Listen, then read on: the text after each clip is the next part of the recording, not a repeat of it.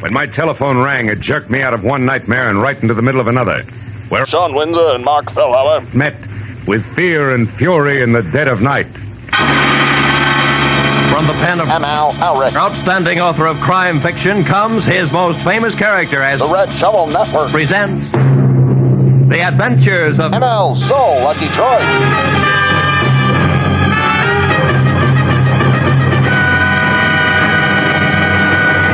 And now, with Gerald Moore, starred as ML and Marc. we bring you tonight's exciting story, The Friend from Detroit.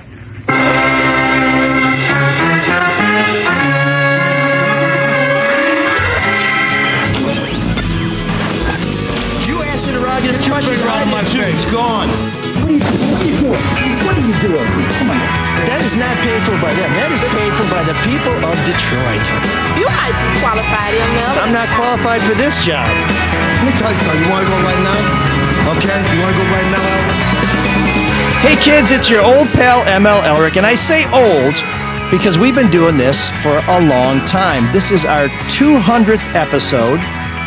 We started this show 4 years ago, end of March in 2019. We had a brief hiatus because a certain broadcasting genius thought that maybe he knew how to do podcasting better and wanted to do it a different way. We, of course, know nothing about what we're doing, but somehow we're still doing it. And the genius is nowhere to be found.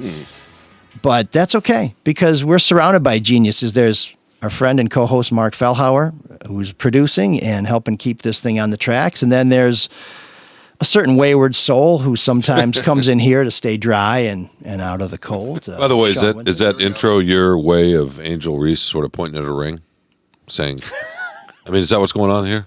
I told you so. I was right. Look at us. Well, here we are, 200 episodes in, and to heck with you losers. If this is the champion, That's kind of what you're saying, right? if this is a championship, this would be the definition of a Pyrrhic victory. But no, I let's put it this Why way. don't you just say empty? At least, well, that's why we have you to translate, because, you know, people in Ann Arbor, they don't like to put on airs. They like to just talk in plain language. Well, some of them do. Some of them do. But no, that would imply that this genius was of semi second place silver medal quality, and I think the facts are that no, he's not of silver medal quality. But we can get into a little bit of my history at Fox, because we're going to be talking about a topic that I think you may have heard about on Drew and Mike yesterday, how the power company didn't appreciate this show too much and may have been the beginning of the end in certain realms. But we have a lot to talk about with the power out, because we are always surging with energy here at the Soul of Detroit. Right, Shawn? Yes. Thanks, Shawn. Are you okay, by the way? I saw you almost die right there. I hope it wasn't that. Wait, they weren't happy with us? hope it Are you saying that? What's that? Is that based on fact, or is that just based on your sense of yourself? DTE about I don't know. Is this 4 news years to ago, you? was not happy with an episode we did where we talked No, about. I remember that. I'm saying, unreliability. was it what's again? changed since then? The grid is not more reliable. That hasn't changed. No, I just didn't know if you got feedback, because we talked about it a couple of weeks ago. I didn't know if you got more feedback. From my employers at Fox, no. That they were even unhappier. No, DTE.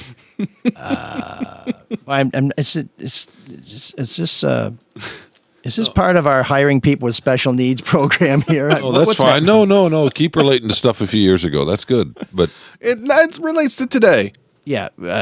with our special guest. We should probably just get into. Yeah. So just for the benefit of people who have been here all along, we did talk about how unreliable DTE was. DTE was not happy. They made some inquiries at Fox, and I think that was the beginning of the end of this show's approval by the Fox News Network. So the status of this show's relationship with Fox 2 changed. The reliability of the grid has not, which is why we're joined by Keith Matheny of the Detroit Free Press, who wrote brilliantly and at length right after the latest power shortage. I think he probably had to run his laptop off a generator about how DTE and Consumers are among the least reliable power companies in the country, and that when your power goes out, it tends to be out longer in Michigan than in any other state in the country. So Keith is going to talk to us about that. He also did another fantastic story last month about the chemicals rolling through Michigan on the tracks. And that's a topic that everybody in the country's been worried about because of the derailment in Ohio. So hopefully we'll remember to ask Keith a little bit about that. And if you have any noxious gases left over, if I could have just like a small vial to share with Sean after the show, that would be much appreciated. Maybe something. I knew you could see that coming a mile away. Just a little taste, just to wet his beak. You knew that was So sulfuric acid, whatever they got, it doesn't have to be anything special. And we're joined also by Max Prokop, who is a lawyer extraordinaire, which it's impressive to think about a man as talented with the Juris Doctor stuff being his second quality, because he's more talented as a musician and a songwriter and a musician. And he has once again provided us with a new piece of music to celebrate this milestone. We will be hearing it later. He said it's called I Gotta Save You. Sean may say, I got to go to the bathroom when it's playing, because he does like to have his own exit music. no, not during that, not during his But music. it's pretty. During your music. Pretty good stuff. Finally found something on the show Sean enjoys. That's good. That's right. He likes music. Finally. He does like music. Yeah, just Why Max. do you think I don't like this show? He likes. Oh, maybe because everything you say about it on the air. Yeah, he loves the Talking Heads and Wilco. Wilco? Not so fond of Wilco. It's fine. Yeah. Apologies to the boys from Wilco. But we'll also talk a little bit about my latest column. Nepotism is alive and well in Detroit City Hall. We've heard from some of our listeners about that. And Trump is being arraigned, probably as you're listening to this show or shortly before you tuned into this show. You will not see his mugshot, and that's part of a policy that the feds have that the free press has challenged here in Detroit. We've challenged it unsuccessfully. It's a ludicrous policy, and we'll talk a little bit about that later today in the show. But first, we want to thank the people who make this show possible. That's Luke Nowacki of Pinnacle Wealth Strategies, David Hall of Hall Financial, and the good people at the Caju Cafe will be telling you more about how they can save you money and show you a good time as we dive into the show. But now it's time to introduce our big star of the day, Mr. Keith Matheny. You are the guest for our 200th episode. Does the weight of that in any way affect you? I mean, are you having performance anxiety because we didn't just invite any old buster on here for our 200th show? So on the one hand, I'm kind of feeling that, but on the other hand, I'm thinking it took you 200 episodes before you finally had to resort to putting me on. Well, I'm hoping to get you in trouble with your bosses now. Oh, I when see. talking about DTE. So. That's great. So welcome, and please prepare your resume. So I've been the Great Lakes and Environment reporter at the Free Press for 10 years now. I hit 10 years this year, so covering a variety of different things, and occasionally our beloved state utilities, DTE and Consumers Energy, which basically provide power to a good 90% of the state. And I guess when I said prepare your resume, I meant when they come after you, you may need to go work elsewhere. Oh, Although I see. I think the Free Press will probably stand a little stronger against the power company. It's nice to know I'm not the only one that misunderstands here, though. No, I got the joke. I'm just glad Keith went the way he went. Yeah. No, he's taken it to a higher plane. You always wonder if you write something unflattering about the power company. They obviously know where you live, and they have switches, but that has not happened. I want to emphasize that has not happened. I have not had any unexplainable blackouts since I wrote anything. No, in fact, I would think your power is the last one they're going to cut, right? Because you're going to be like, Well, time right for a about it. follow-up. I suppose. What kind of feedback have you gotten on this story? It's very extensive. It's very well researched. I mean, have you heard from heads of DTE that's trying to challenge it, or from the Citizens Board? Or I was a little bit surprised that the utilities did not really challenge it, because one of the interesting dynamics was right after we published, they had hearings. I think they had a state house hearing and then a state Senate hearing. And they basically said, yeah, we're working on it, then talked about the different factors that are going on and the things that they're doing. But in no way did they say, this just isn't true. We're not, bottom 5 in the country. But that's their MO. Their MO is to, we know, and we're working on it. And then everyone forgets until the power goes out again. But it's been happening so often, over and over and over, that people are just fed up now. Well, here's what Keith wrote. Michigan's two largest electricity providers, DTE and Consumers Energy, are among the worst performing utilities in the country at how long it takes them to get the lights back on after a power outage, a review of reliability data shows. Despite that, Michiganders pay more for electricity than their neighbors around the Great Lakes. Damn. I mean, those two paragraphs alone are... That's the last thing I want anybody to say about me, that I'm worse than anybody else, and I charge you more for sucking. So DTE and Consumers are not remarkable for the number of power outages they have. They're sort of middle of the pack when it comes to that. It's how long it takes them to restore power, and it's been a chronic problem a decade or more, really. So it makes you wonder, if you're having the same problem year after year, why doesn't it change? It's one of those deals where they can go, if they're talking to someone like me, or if they're talking to someone like the regulators, they can list off their litany of, well, we're doing this, we're doing that, we've cut X thousand miles of trees. But you just kind of take a step back and say, well, then why isn't the power better? Why isn't the reliability quicker? And they'll say, well, it is where we've done it. Well, why don't you do it in more places? Why isn't someone making you do it in more places? Well, it's been 3 years since we talked about this on this show, and it doesn't seem to have gotten any better. And the reply from the power company, and correct me if I'm wrong, but they basically just say the weather in Michigan blows. And they're actually not wrong about that. So there's a lot of scientific evidence that our storms are getting more extreme in the winter, in the spring, sometimes in the summer. I think I counted since July 2019, there have been 4 power outages in the state where more than 450,000 people were without power for multiple days since July 2019. And of course, if you go from those big numbers to say 100,000 people, there have been way more of those. 50,000, way more of those. So there is something going on with our weather.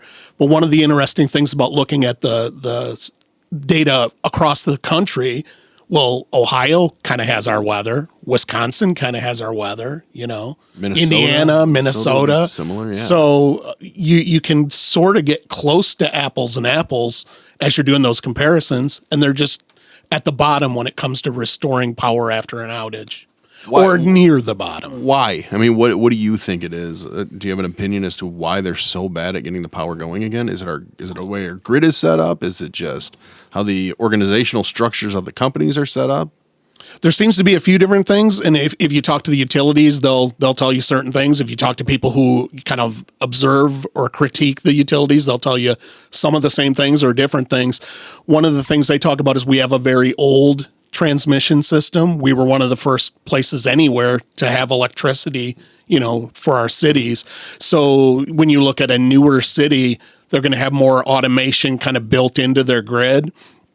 And what automation does is if you have a power outage in a certain area, you can isolate it and kind of divert power around it. Okay. We still have the domino effects. Okay. But yet again, you ask, okay, how long have we known about that? Yeah, you've been getting quite a bit of money for many, many years. So why won't they fix it? Is it just it just costs them too much?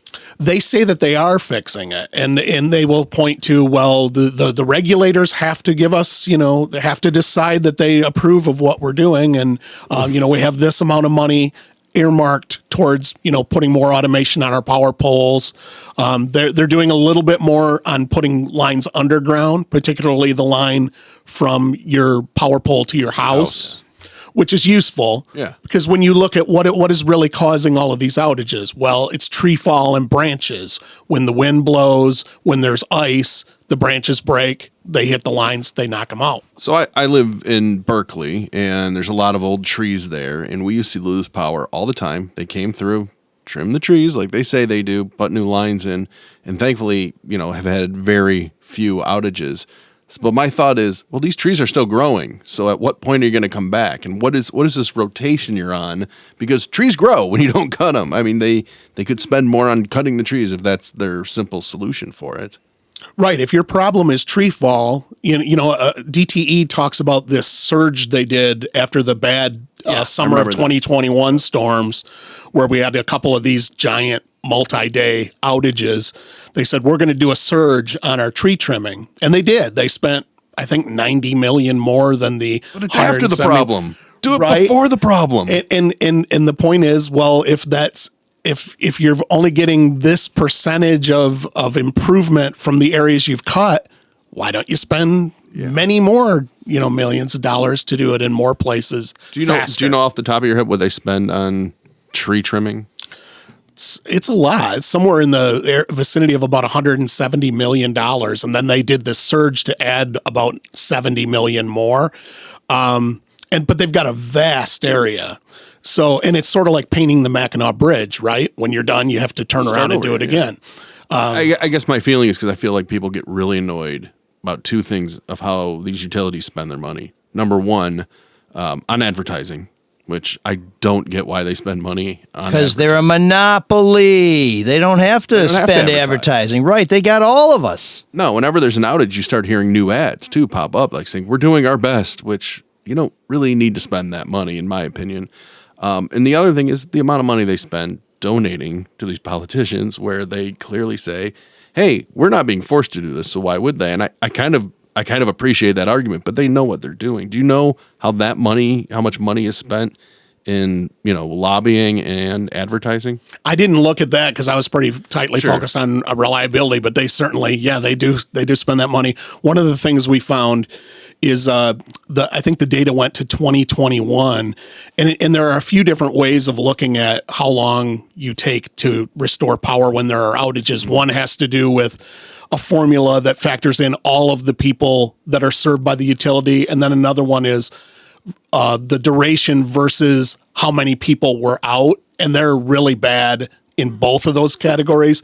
In 2021, the only power company that did worse than DTE on this duration problem was Entergy in Louisiana, which was hit by a Category 4 hurricane. Yeah. So they're the only ones we beat here in Michigan. And I don't recall us having any weather events that approached. No, we always have a 100-year storm. When the power went out, whenever it was, a month ago, 6 weeks ago, the guys at the end of my street, I think I told Mike and Mark this, it was a crew from Florida, because obviously when there's a massive outage, they got to go out and find crews from around the country. And these guys, I went down to talk to them a little bit, and they started telling me, this is by far the weakest, oldest technology, and they hate working on it, but they come because the money's good, right? Mm-hmm. And they said from their perspective, the issue was what they called sequencing in terms of the duration. So it takes forever, kind of to your point with automation, right? It takes forever. The path they have to follow to get power back on is unlike almost any other place in the country. Now these guys are just working the lines, but still, they have some experience, right? They travel around the country doing this. And I wonder how expensive it is to, well, that's another cost. Fix that, right? Well, it's a whole ounce of prevention, right? Right. They said there's some that the way they get on the computers and try to do that is unlike anything they've ever seen. And these guys go around the country. Yeah, one of the things I've heard repeatedly was that we have an automation problem for sure, where one of the things that was likened to me is the old Christmas lights, where if one bulb went out, the whole string went out. And now on the newer ones, if one bulb goes out, it's just that one bulb and the string stays on. It's sort of the same concept here, where if they had the right technology, they could isolate a blackout before the trucks even roll, before the crews even go out. And we don't have that to any great degree on our very large, vast power systems. They also talked about the infrastructure, that the poles, they were from Florida where it's a little bit different. They have to worry about hurricanes and so forth, but just the way the poles are stuck in the ground and how they're not very sturdy, I guess, was their point, right? Mm-hmm. The way in Florida in other places they use a lot more cement, for example, to keep things sturdy, because it's not just the lines that go down. Sometimes it's a pole that will go over and take the lines. Not just the lines from the trees, but the poles themselves sometimes. They were talking about this. I don't know how much of that is a problem. Well, and again, my point on all of this stuff is if you take a step back, well, why haven't we fixed it? Right. We've had the same problems for well over 10 years. So, and it makes you wonder, some people out there believe that the regulatory set up here in Michigan with the Michigan Public Service Commission doesn't have enough teeth to hold these guys to account. And they know it too. I mean, they know it, and because for whatever reason, a utility is publicly traded on the stock market, so I guess they see the responsibility to return dividends to be far greater than that of their customers, because what choice do we have? Because you were saying before the show, some states, you can choose your power company. Yeah, in a lot of Texas, in parts of Pennsylvania, I think in parts of New Jersey, they're deregulated to the point where it's not one utility controlling the grid. So if you don't like the service you're getting from one, you actually have other options. Do those operate better from what you found in your research? I really haven't done enough to kind of intelligently talk about that, but that might be another avenue for me to go down, is to sort of, because one of the things we were promised with our regulated system long ago was it would be reliable and it would be affordable.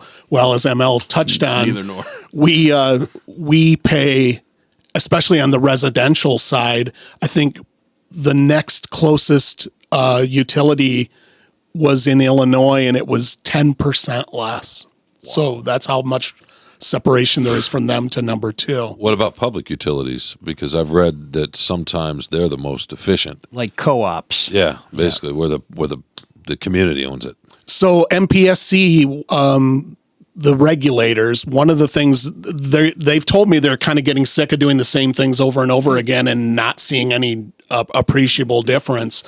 They've ordered a third-party audit to come in and check out DTE and Consumers and see, what are you doing? What aren't you doing? What are other people doing? And one of the things they said they want them to look at is Lansing's power company. Oh, the Board of Water and Light. Board of Water and Light. So I think it was back in 2013. There was a terrible ice storm that locked down Lansing, among other places. And according to their manager now, he said they performed terribly in it. They people were like 40% of the power customer base was without power for more than 11 days. So there were a lot of ramifications after that. The manager at the time got fired, and they said, we have to do things differently.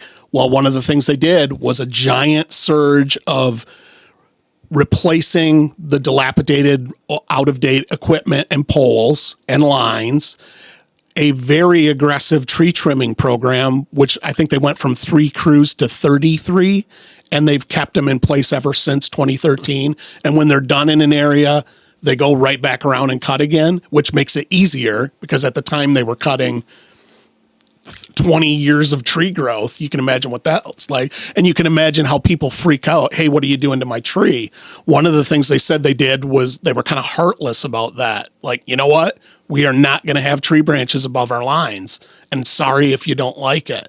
Well, their reliability, they went from one of the worst to one of the best. And MPSC wants to look at that and see how does that translate. Obviously, DTE and Consumers are quite a bit bigger, but what are you doing? Because in this last ice storm, which obviously hit all of the Great Lakes region, Lansing didn't have a line that went down in the street, and they were down to the east of them, and they were down to the west of them. They brought crews in from other states to be ready for that storm, and they sent them away because they didn't have anything for them to do. Well, that's one of the things that I always puzzle over. It's got to be incredibly expensive to bring crews in from all over the country who are probably working overtime. They're getting paid per diems. There's lots of travel. You should by now be able to figure out what that cost is every year and maybe put it into prevention. And I don't know if you looked at this, Keith, but it's my understanding that the way the rates are set up, DTE, and I assume Consumers as well, is guaranteed a certain profit margin when they put their rates in there. So they're a for-profit, shareholder-held company that has a monopoly and is guaranteed a certain profit. What other businesses do you know that are guaranteed a certain profit? It should be you take your chance, and if you run your utility like shit, then you either go bankrupt and somebody takes you over, or competitors come in and say, we're going to do it better and offer more value for your money. That's one area that they're doing quite well in. One of the things we looked at was the past 10 years of return on equity, comparing Consumers and DTE to the national average for utilities.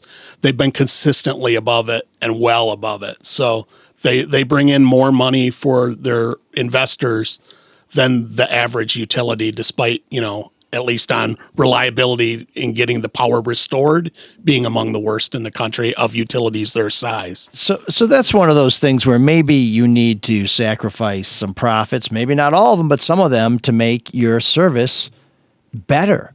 I mean, reinvest in, and I know, and I've seen DTE advertise for tree trimmers. I understand there's a labor issue there, so you may not be able to hire everybody that you would like to hire. We know that they've been doing, to my mind, a very good job trying to get off of coal and transfer the grid to more clean energy and more reliable, renewable resources. So I compliment them for that. But when you switch it to reliable and all this other stuff, but it doesn't get into my house, that doesn't feel, whether it's renewable or not, it ain't turning on the fridge. Going back to Lansing, one of the things that they said that after they did all this work to be better ready for storms that come along, they don't have to put as much money into being prepared for storms. So they can then I think they said they cut their storm response budget by 70%. That's money that can go to other things.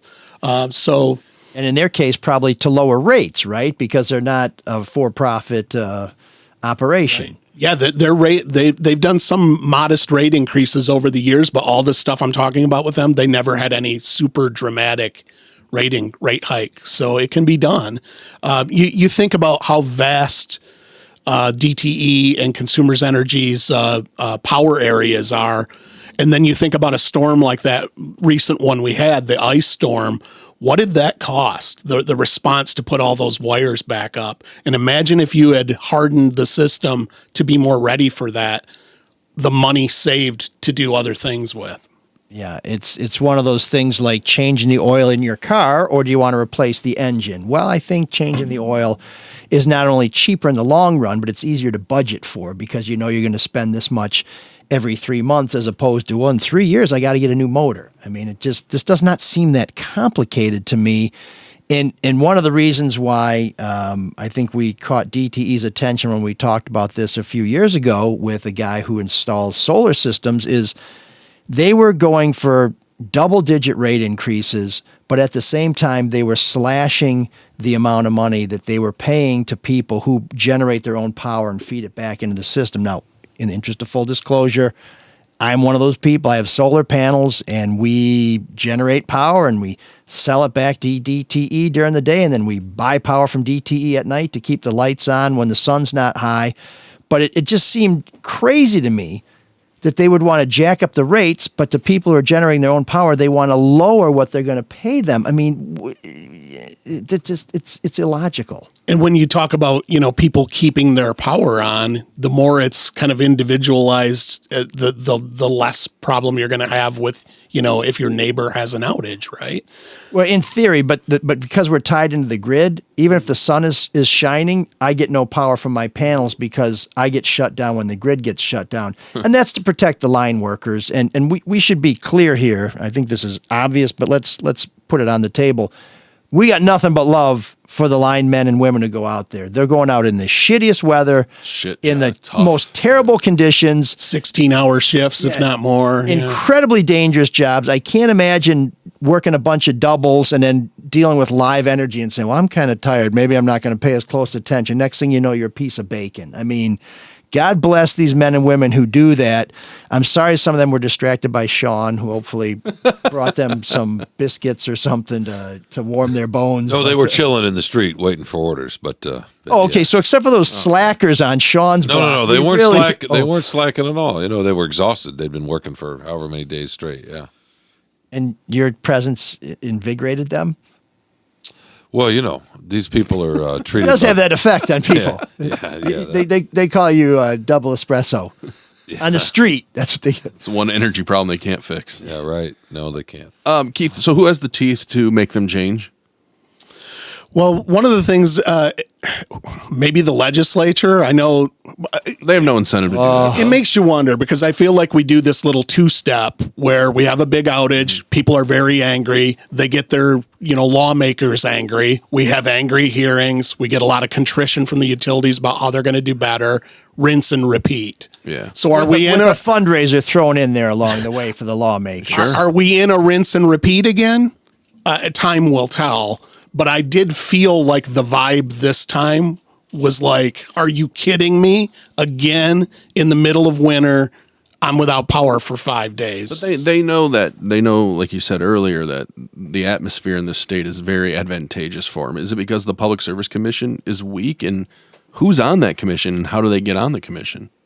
Well, that's another issue that probably needs some exploring, because, you know, the kinds of people who get involved in it are people who have experience in the industry. So there's a little bit of a revolving door kind of question to that. But are they appointed by the governor? Or are they? Yes, they are. They go through confirmation hearings in the Senate. Right. And I did a story at Fox 2 when I think this may be, if not the newest Public Service Commission member or the second newest, guy named Norm Sari, who Governor Snyder appointed to the Public Service Commission. His career was as a lobbyist at Consumers Energy. And when he went through his Senate hearing, his confirmation hearing, the senators treated him like an old friend because he was an old friend. Yeah. They asked him no hard questions, and one senator said, you know, I know I should be concerned about your ties to the power company, but, you know, I know you and you're such a good guy. I'm sure you're going to do a great job. And I'm not saying Norm has or hasn't done a great job. I haven't scrutinized his record since he got on the Public Service Commission. But how in God's green earth do you think that the best person to regulate an industry is someone who was paid to try and ease regulations on an industry? I mean, does he have a deathbed conversion where now he's the toughest guy on the industry because he knows how bad they are from the inside? Or is he somebody who just says, they're nice folks? And another thing to think about is, to a large degree, these commissioners on the Public Service Commission are reliant on staff giving them reports. And I'm sure there are a lot of good people who do a good job at what they're doing. But in order to do that job, you have to have experience in the electric utility world. So yet again, a lot of them, there's sort of this revolving door into and out of the utilities that you're regulating. One of the chairman of the MPSC, Dan Scripps, was telling me one of their frustrations historically has been they set the spending priorities when they set the budget, but then the utilities themselves manage their budget, and they have some discretion to say, well, we were going to do some long-term spending in this area, but we decided we're going to do something else. So one of the things we wanted to renew the lease on our suite at Comerica Park, and that messed us up. Well, to be fair, as you mentioned, they're doing a lot of transition from coal to natural gas. That's been a huge expenditure. One of the things they talked about at the MPSC level is, like, for example, on this most recent tree trimming surge that DTE committed to in the fall of 2021, those funds were earmarked and must be used for trimming trees, or they don't get that money, basically. So they're saying that may be the way down the road to okay, you say you need automation on your power poles to better isolate blackouts. Well, do it. And here's the money, and don't do anything else with that money. And don't come back for more money until you've spent that money and demonstrated all you've done with it. And yet again, you say, well, wait, we weren't doing that already, over 10 years plus? So last time there was a power outage, the Woodward corridor was hit pretty hard. And I noticed, these are a lot of small businesses that are losing out on any kind of revenue they were going to make that day because they don't have power. A lot of them don't have generators. Why is there not some small business association that can go up there and raise hell because they're losing money for not having reliable service? Every rate case that these utilities do, there are groups that come in and kind of intervene in the case, and there are small business groups. There are large corporation, because they use a lot of power too, that will usually say, one of the things I notice is they'll ask for the moon. The MPSC will reduce it, and then they pat themselves on the back. Look, we cut what they said they wanted by 30%. Well, they kind of knew where it was going. That's incredible. No, and it's insane how this works. The public service commissioners, some of them, when you look at their background, you're like, oh, these people are never going to approve a rate increase. These are hardcore lefty, screw the man type people, and they still end up approving significant increases. Here's who has a lot of juice in this process, too. manufacturers and big businesses. And big businesses, large utility users, pay a lower rate than consumers because they've been so effective at putting the screws to DTE and the Michigan Public Service Commission because they have a lot of clout, they have a lot of lobbyists themselves, and they go in there and they say, we can't profitably exercise or run our businesses when power rates are this high. So they get basically a more favorable rate because they have more juice. And the people who make these decisions or who weigh in on this are some lefty groups, some consumer groups, obviously not spreading the money around that big business is. There's the big business groups. There's the attorney general who will often argue against rate increases. And then there's the utilities who argue for rate increases. And then there's the Public Service Commission that makes the ultimate decision. And when we were talking about this 3 years ago, DTE went in and they wanted something like a 10% increase and they got 5%. So the next time they came in and they asked for like another 10% and they got another 5%. And I think when they asked for the 10%, they said, if we get the 10%, we don't need to ask for another rate increase. But instead they got 5 and 5 and they got to their 10. And Jason Towler is writing here on Facebook. By the way, Jason, I didn't see you at our championship game last night. I did injure my knee. Volleyball game, that's right. I did hurt my knee and I was looking for some PT there, but I guess we'll talk about that off the air. He says, I was a fellow at MSU in the Michigan Political Leadership Program where politicians learn the ropes and lots of staffers learn the ropes. And 2 days were sponsored by DTE and Consumers, and those were the only days that were sponsored. Well, DTE also just sponsored the Michigan Spring Game, so that was fun. I hope the power goes out in Ann Arbor this season.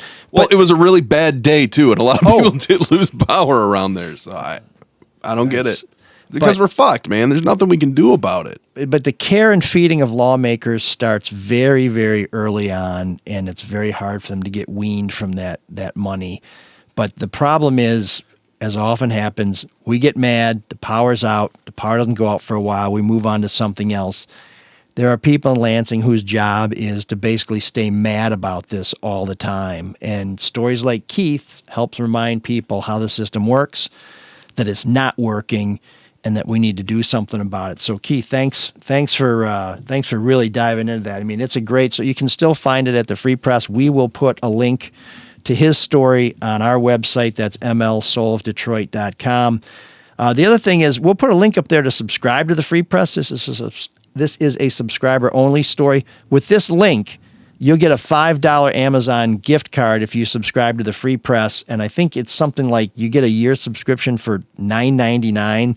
So you can get a year's subscription at basically half price. So take advantage of that, because one of the ways we keep the watchdogs on the power company is to make sure that we don't run out of juice ourselves. And that juice is your paltry subscription. It's much. In fact, I pay $10 a month to be tied into the grid to supply power to the grid. $10 a month for the privilege of being tied to this unreliable system. You can get a subscription to the Free Press for $10 a year. So, I mean, come on, man. Keith, before what an odd comparison. Well, no, but think about this. I'm paying $10 to provide somebody something, for the That's privilege. That's what heroes do. Yeah. It's a sacrifice. Yeah, I'm happy. Thank you for your service. I'm happy to be of service. But Keith also did a great story about hazardous waste going through Michigan. Tell us real quick what you found, Keith. So a lot of people were alarmed about the derailment in Ohio, and they got more alarmed here in Michigan when they found out that a lot of that material that had spilled everywhere was being shipped here. I got to admit, that story kind of caught me flat-footed over the weekend, that everybody freaked out about it, because I was like, well, of course it's coming here. We have one of the largest hazardous waste landfills in the country. And it's now owned by Republic Services, which was doing the cleanup for Norfolk Southern there. But everybody got up in arms about it and actually got that our lawmakers got that shipment stopped, and now they're diverting it to, I think, Indiana. Well, that kind of stuff is coming through here every day. to this landfill, to these treatment places, to our deep injection wells, and stuff that's even more toxic. It's a daily thing. You've seen the rail cars that run, right across our major freeways and all through Metro Detroit. When you want to find out specifically what is coming by you, they basically don't let you know. A, because of proprietary trade secrets, and B, because of national security. And I guess it makes sense if you knew this toxic chemical is coming by at this time at this location. Probably not a good thing. But the other side of that coin is, well, I want to know what is running right by my elementary school. And it's a pretty complicated two-step to find out about it. So should we be scared as hell? Not necessarily. I'm a little scared. The rail industry will tell you that 99.9% of the time these things arrive without incident, and it's probably true. And they'll also say, running this stuff by rail is better than it being on the road on trucks, and that's probably true. Well, I can tell you that a lot of the stuff that is making its way to these hazardous waste landfills in Wayne County is on our roads coming by truck. And people have told me it's not about the fact that 99.9% of the time everything's fine. It's that 0.1% of the time it can be catastrophic. And there've been some incidents. There was a train car that was parked for the night on a hill full of petroleum product that the brakes gave way and it rolled into a town in Quebec a few years back and exploded, and something like 36 people died. It burnt down the downtown. So these things can happen. They don't happen very frequently, but when they do, they can be really bad. It also seems like when they do, the response there doesn't seem to be much uniform response as to what they're supposed to do, and it seems like it's up to the rail companies. Is that true? Well, one of the things that I found that was interesting as I looked into this is the remarkably small role that our state environmental regulators have in this. It's all the Federal Railroad Administration. Even the EPA doesn't seem to have a really large role in it, although maybe they do once something spills. So it's a somewhat kind of insular regulatory system that is basically designed to keep the trains moving and keep the products moving that industry wants. I get that, but maybe I'm cynical in thinking that, there's probably like the utility companies, there's a lot of changeover between people that work for the railways, that work for this commission, that oversee it. Absolutely. And I talked to folks for that story at the Detroit Fire Department, and they'll very enthusiastically say, oh, we're ready. If anything like this ever happened, we know what to do. We know how to go and see, what is spilled. Is there a risk to people? Should they shelter in place? Should they evacuate? We're on top of it. But then I talk to critics of the industry who say, well, wait a minute. These rail industries making their millions and billions of dollars have sort of offloaded the emergency response if something goes bad to communities. To the local level. Now they'll talk about, well, we have these robust training programs for them, but you're still reliant on these communities to provide your sort of backup and to make if you do your job wrong. So that's great if it happens in Detroit, where we have a professional fire department where people have a lot of experience and it's large enough that you can have specialty units. But what if it happens in Bad Axe? Where there's a bunch of old boys jumping in a pickup truck with their rubber boots on and they're like, hey, what's with this cloud? I don't know. Oh, shit, my lungs evaporated. What happens if it happens in East Palestine, Ohio? Exactly. Oh, wait, it did. Yeah, that's bad, right? That was not good. It gets complicated, right? And I don't know if you remember this, but there was some stuff spilled there and they were worried it was going to explode, so they set it alight. Yeah. And you see these billowing black clouds and they're telling you everything is okay. Toxic you don't have to gas. worry. Yeah. What a mess.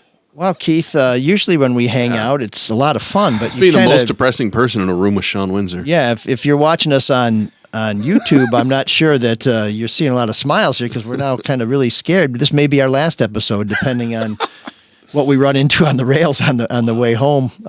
But Keith, thanks very much for your great work. Thanks for joining us, and we look forward to having you on again when you bring us some more tales of fright. I mean, damn, dude. Thanks for bringing up the energy. Why do I always have to be the heavy? That's what I want to know. It's the Well, they're messenger. they're really complex stories, but I thought you did a good job breaking it down. You know, it's very readable, so I guess that's One of the things that's kind of out there that we all have to sort of think about is we've decided as a society that we're going to use these chemicals in our industries to have our consumer goods. There's no turning back now. And you know, it has to be moved. And when you have this toxic waste, well, we know what happens, you know, 100 years ago, they would just dump it in the backyard. So you kind of do need these hazardous waste facilities. I don't really know what the answer is about. I think you just got to be really diligent on the safety protocols of it and not necessarily leave it up to the industry. To your point before that, I don't think we want the rail companies deciding that, hey, let's light this on fire because we don't want it to spill. You know, it'll be a lot easier and probably cheaper for us just to light this on fire because it seemed like they unilaterally just made that decision with no oversight. And look at the damage that's caused. I don't know. Yeah, no, it's good. But Keith does write a lot about other uplifting topics too. He writes about the environment, the Great Lakes, what's going on in our beautiful forests, and so he. You'll have to have me on to talk about butterflies sometime. Yeah, and he's a lot of fun at parties, and he does a great Geddy Lee if you ever get him on the karaoke. So that's right.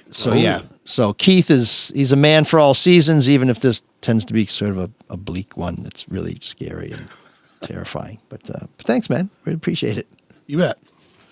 So let's tell you about some folks who can help you.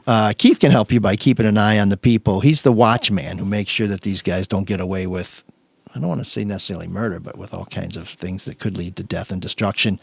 But Luke Nowacki and David Hall, they make sure that what an uplifting segue. Well, I mean, they look towards the future, but they see good things, and they can help you get to a better future. Well, we're getting to that the time of the year where home buying just starts taking off, right? It's spring, it's summer, so buying season is here. It's easier than ever right now to get a new home with Hall Financial's exclusive Buy Smart program. And what is that? Well, they're going to give you up to $2,500 towards your down payment. You can get pre-approved the same day with the most credible pre-approval in the industry. That's Hall Financial's 5-star certified pre-approval. Hall Financial can even contact you with a top realtor. They have a huge network of realtors. So whether you're looking to purchase a new home, refinance your current home, you need to call Hall Financial first. 866-CALL-HALL or chat with them online at callhallfirst.com. And with all that money you're going to save, why not invest it? Why not put some money down for your future? And one of the guys we recommend and trust is Luke Nowacki. He's got a whole team at Pinnacle Wealth, and they can help you, figure out what your goals are going to be, how old you are, where you want that money to go, and how you want that money to grow as well as you get old. So call them, get a free consultation, 248-663-4748. That's 248-663-4748. Because when you call Luke, he'll make it all about you, sweetheart. Securities and investment advisory services offered through Royal Alliance Associates, Inc., member FINRA SIPC. Royal Alliance Associates, Inc. is separately owned, and other entities and or marketing names, products, or services referenced here are independent of Royal Alliance Associates, Inc. Oh man, the geeks have inherited the earth. Did I do that? What a dork. Does him wanting to play with us again mean that he's turning into a geek, or we're turning into cool guys? Are we skipping the geek? No, in fact, I want to talk about... Where's the song? Because I need to use the restroom. I want to talk about the woman... Wait, you said you would stay. LSU, who you referenced at the top of the show, pointing to her ring finger. Tell us a little bit about what happened there. Oh, so she's a guard for LSU. LSU beat Iowa in the national title game. And Iowa has a player who, Caitlin Clark is the National Player of the Year, who likes to talk trash herself and use the John Cena, no see me, open hand over your face. The ring gesture is actually from Steph Curry, who did this last year in the NBA Finals. I want to say in the third quarter of Game 6 against the Celtics. The third quarter. Yeah. Right? Yeah. Which is ballsy. There's 25% more of the game left to go, as I'm led to understand. And he's showing this is on the road, by the way, and he's showing the Celtics crowd. That's cool. Celtic fans are kind of passive. People in Boston don't really get involved. So Angel Reese, when LSU won, sort of followed Caitlin Clark around putting her hand in front of her face, doing the gesture that Clark does, and then she pointed to her ring finger, and which I thought was really fun. But a lot of people But she's taken a ton of shit for this. People who has. don't know the history of the woman from Iowa, or any of this other stuff, or Steph Curry, are just all over this woman from LSU. No, it's ridiculous. I think a lot of people. It's funny because a couple of former colleagues were texting last night about this, and we were kind of debating about it. And Michael Rosenberg, who wrote a really good piece about the championship game for Sports Illustrated, said in his mind, a lot of people were shocked because they don't watch women's basketball, and they were surprised to see them acting just like the men. And if you have a problem with that, that's sexist, right? I mean, it's basketball first. And they should be able to act. I think it's good for the sport. It's great for the sport. You have to have heels. You have to have people that hate. So there's definitely some sexism going on, and some black folks think there's some racism going on too, because Caitlin Clark wasn't criticized for her trash talking the way Angel Reese was for hers, and there were some folks trying to make a distinction, saying Angel Reese did, that it was more over the top, et cetera, and other people were like, no, this is a strong black woman. If you have a problem with that, then you have some other issues going on. So I did not pay attention to the game. I knew that the woman from Iowa was a tremendous athlete, Incredible. Player of the Year. I saw a picture, I think it was in the Free Press, of the guard from LSU pointing at her finger while she was next. And I just saw this isolated image. I thought, what a bitch. I mean, what a poor sport. What a bad loser. And then you hear the whole story and you're like, I kind of feel like the player from Iowa is the geek because she's kind of a shit talker the whole way, and this has been flipped Well, then around are you to gonna make, call to Larry make Bird her the a geek? victim. Wait, you either like it. Larry Bird is a geek. You either like the he's shit a geek who talker. can hit Call any Isaiah bucket he Thomas shot. a geek? You're going to call Dennis Rodman? He'd like to trash talk. What about Michael Jordan? Exactly, yeah. Or LeBron's not a huge trash talker, or Curry. You either like it or you don't. But, I mean, to ML, to your point, I can understand why people would see that and not like it. But should you have to know the whole background story? I mean, I didn't know the whole background story. Oh, I think you do, because if I didn't know the whole story, I'd say this woman from LSU is heads and tails geek. But do you have a problem with trash talking in any other sport? How about in the NFL? Well, when I play basketball, all I can do is trash what talk. about So I the don't want NFL to take or that out of college the football game. when somebody gets a hit and then they stand over him and just kind of stare him down? Or I don't the like way you that. celebrate a touchdown, right? I think it's great. It's fabulous. I don't like the standing over an injured player type of thing. Well, no, not injured not that, player. but yeah, come on. Nobody would But stand that's the over. example you use. No, when you hit a player and get him down, and then you just stay down. Like Lawrence Taylor, there's great Chuck Bednarik. There's great video of him, audio of him actually sacking the quarterback and then saying, "You better stay down there, son, because it's going to be a long afternoon." Okay. Well, so now that we have the full context, I think it's obvious. Michael Rosenberg, you're our Geek of the Week. I don't know. It's obvious to me. There's an all-night party in room 7609.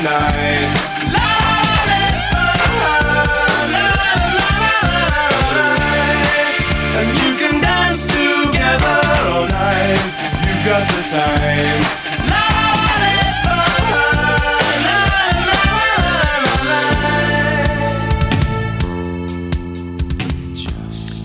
Room 7609 is where you go in the podcasting world for great music. But if you want great music right here in Metro Detroit, we recommend the Caju Cafe, the pride of the East Side, where the kitchen is open Monday through Saturday till midnight because they got great food, and on Sundays till 10. This week, on Wednesday, it's karaoke. Thursday is Blue Thursdays. Friday, Wheels of Fire, a tribute to Cream. On Saturday, they have Velos, Three-Spoke Wheel, Rob Zink, and the Collaborators. Closed for Easter on Sunday, because the good thing about the Caju is they recommend. They appreciate the Lord.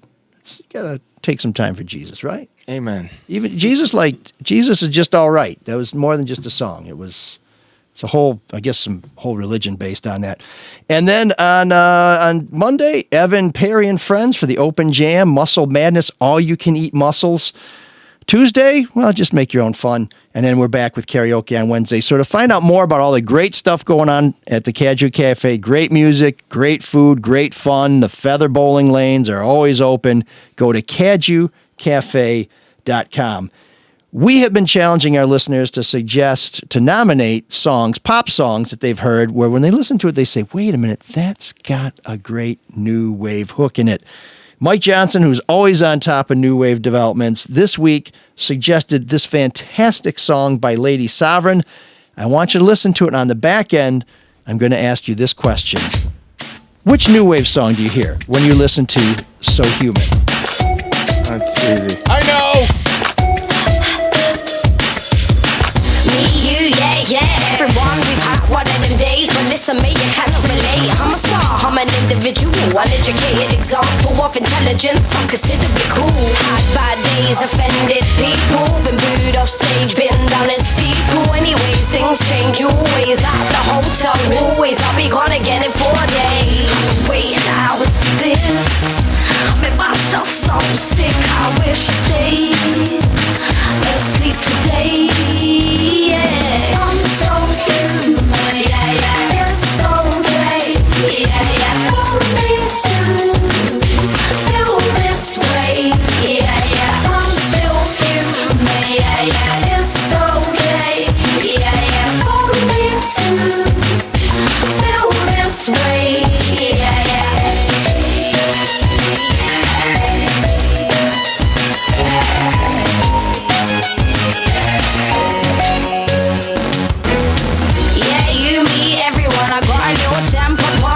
Funny one, da da da, the beat went on, and I really fucking had enough. You should have seen me running out the studio like Forrest Gump. Drug love, shut up, taxi, get away. Trapped in the USA, my accent is my giveaway. I need a bag of greens to make it go away. This is another day in my life, and so I say, wait, I was this. I made myself so sick, I wish I stayed. Let's sleep today. Yeah, I'm so human. Yeah, yeah. It's okay, yeah, yeah, for me to feel this way, yeah, yeah, I'm still human, yeah, yeah, it's okay, yeah, yeah, for me to feel this way,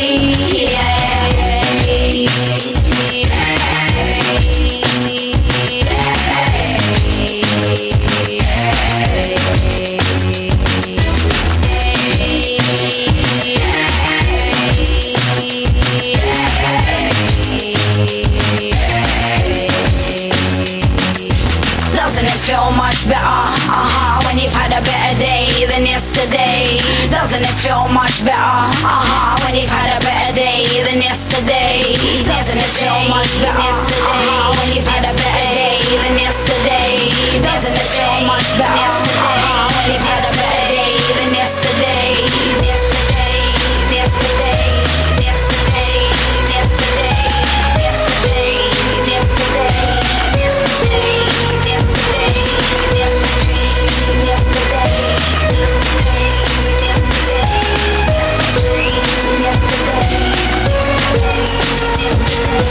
I'm so human, yeah, yeah, it's okay, yeah, yeah, for me to feel this way, yeah, yeah, I'm still human, yeah, yeah, it's okay, yeah, yeah, for me to feel this way, yeah,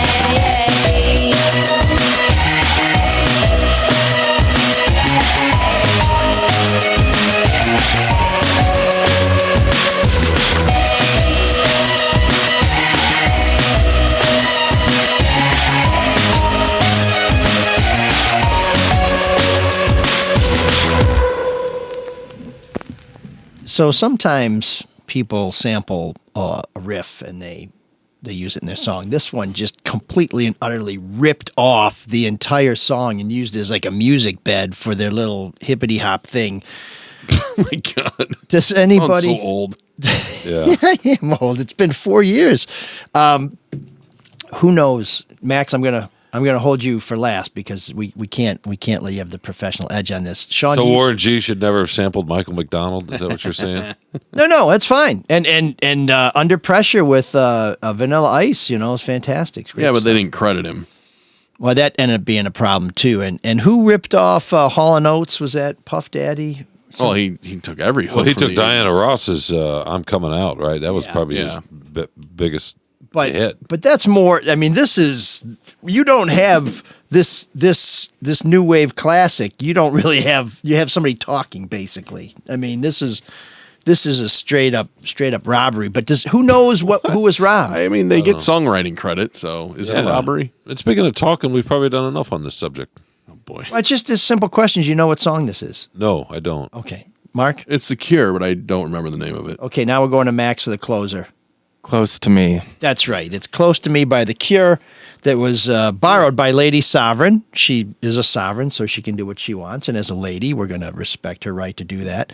Who turned The Cure's Close to Me into So Human. And that voice you just heard is Max Prokop, Esquire, who also is a music impresario who's here to talk a little bit about a new music bed he's created to help celebrate our 200th anniversary. And also... Best part of the show. To talk about a gig that's coming up very soon at the Magic Bag. Not the Re-Cure gig. There is a Cure cover band playing at the Magic Bag. But the Smiths United, who are performing on Friday, April 14th. Is that right? Yep, just coming up. So tell us a little bit about this gig. You guys usually have sort of a clever theme, right? Like we do for the November Thanksgiving Spawn. Yeah, we do for the Thanksgiving show. This one really isn't any big theme. It's called Louder Than Bombs. That's just one of the Smiths' greatest hits CDs. But this is just kind of like we do 1 or 2 a year at the Magic Bag. It's like our favorite venue. It's one of the best venues in awesome place Metro to Detroit. See live music. But we always pair the venues up. So we always pair the tributes up. So it's us and REM, which is Rapid Eye Movement, which is REM tribute band, and Fabulous Disaster, which is a Sex Pistols tribute band. Sweet. Wait a minute, I don't know if I've ever seen those guys. Have they been around for a while? I think maybe 2 years, give or take. Okay. Yeah. So when you guys played last time, there was a Cars cover band that was great. There's Yeah, a they were great. Susie and the Banshee covers band that's out there. There's a Yep. Depeche Mode. Yep. Lot of. Why don't you really get these good- at your parties? Why do we have to have the Smiths? Why can't we do the Sex that's- Pistols? Max, would you like to answer that question? Because he wants us to play his parties. What am I going to say? No, can we do this? Can we do the Sex Pistols or something like that? Maybe this is just a very subtle and elegant way for me to be able to hang out with my buddy Max on a nice July evening. Yeah. And he brings some of his friends, and I bring some of my friends, and No, I think actually some of the guys from the Sex Pistols have played your party, but they were doing it as a Clash tribute. It's like there's some overlap. That's great too. Yeah. No, we've done both. yeah. And Max also plays with the King's English and Shasta Fox, and they play around too. Lot of great music, some original music, some great covers. More than just new wave, Sean. So maybe you'd like to come out on a Saturday That'd be night great. instead of hanging out in a gym asking players to sign your sneakers. What? Isn't that what you do? You're a big sneakerhead. I don't really have any sneakers, but yeah, no. What were you saying? Anyway. Where's that? I didn't know you want to get involved in the discussion, Mr. Helper. Drop when we need it. So No, we just don't get enough Smiths, so that I was just asking. exactly my point. How can you possibly get enough Smiths? Yeah, and by the way, when are we going to get to Kilpatrick? In just a minute. Okay. Well, I think the Sex Pistols only had like one album, right? They had a smaller output, so you essentially play that album and the night's over. And that's 45 minutes because they're short songs. You don't have to be that good at it either. Right? Yeah. That's the only problem with being a Sex Pistols tribute. But I mean, it's a great 45 to an hour. And there you go. Is. I mean, and then you can hang out with your buddy afterwards, right? Yeah. I would like to see that show be More quality Never time. Mind Sean Windsor. It's the Smiths United. Instead of Never Mind the Bollocks, which I Yeah. know. No, we Sean, got it. One of your Right, we favorite did. albums. We understood the joke. Anyways, we love to get your suggestions here in room I prefer the Damn 7609. The who? The Damn United. The Damn United. Oh, I didn't know you wanted to get involved with the discussion, Mr. Helper. Better late than never. Actually, I saw The Damned open up for Blondie last summer at the Fox. Wait, was that Sam Kinison? It was. No. It was a university professor. Oh, okay. Oh, was that the Professor Rodney Kinnison from Dangerfield- Back to School. The Back to Rodney School, Dangerfield movie. okay. Yeah. See, that's why I don't want to play anything. It's such a That's a great movie. go off on a tangent. They shot that in Madison, Wisconsin, where I went to college. Really? Oh, Yeah. So when I watch that movie, I can look in the background and I can see, oh yeah, that's the Humanities Building, and that's where Dean Martin's building. At University of Wisconsin? Yeah. Okay. Yeah. Did you ever do a triple Lindy off the diving board there? I know. I've always wished. I was like, damn, I never got to see a triple Lindy when I was there. I feel like I got hosed. That's such bullshit. a good movie. You may want to join the Alumni Association, try and bring that up at the next meeting. I think that could be a big crowd. Have you guys been to that campus? I went there last or that summer. town? Yeah. It's a great place. It is, Very although fun place. when I went there, it was one of the many signs that the Mark D'Antonio era had ended. Oh, did you? Well, you did the jump around though, right? The football stadium. I'm kind of don't join in the celebrations of the stomping of my team, so I kind of sat around. But it was so shoulder to shoulder that you do end up jumping around. It's like going to a game at Michigan Stadium when everybody stands up, whether you want to or not. You stand up because Right. you're all kind of squeezed. But I will say this. When it's that cold, you're grateful for the body heat because it gets cold in Madison. The first time I was involved in it, I mean, in the press box, it's the way it shakes. You can feel the stadium. You're like, oh my God, is this gonna? Yeah, is this gonna hold it's up? coming down. Yeah, it's coming down. In Madison? Yeah. Oh God, I never noticed that. Yeah. Well, but now they just rebuilt it, so they did a lot of rebuilding of it. So I don't remember a lot. When I was Max was playing guitar and meeting chicks while the rest of us were waiting for a bunch of behemoths to pound the snot out of each other.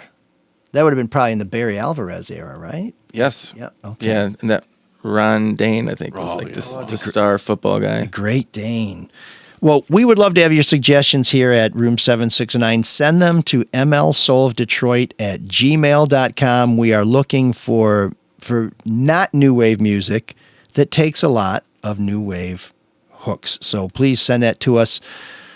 Carmen's checking in here on YouTube. Thanks for watching. Thanks for sharing with us. Please subscribe to our YouTube channel. If you didn't get us something for our 200th anniversary, I understand there weren't many shopping days. You can do us a big solid by subscribing to our YouTube channel.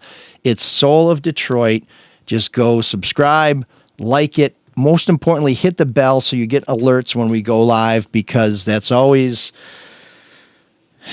a notion. And when you get that alert, you'll know that it's time to dial in, like Jason and Carmen and many, many other dozens of people do every week.